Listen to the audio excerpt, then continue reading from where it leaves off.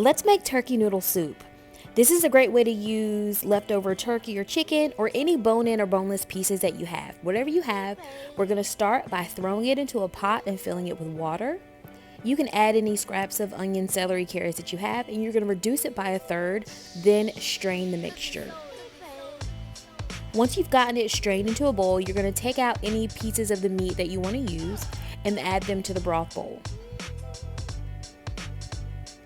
Next, you're going to get your vegetables. Onion, celery, carrots. Use frozen to save time. It's a lifesaver. Cook them on medium heat. And you're going to add some olive oil and some kosher salt and stir.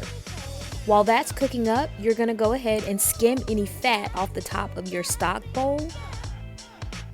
And then you're going to add this stock back to the cooked vegetables and increase the heat to medium-high.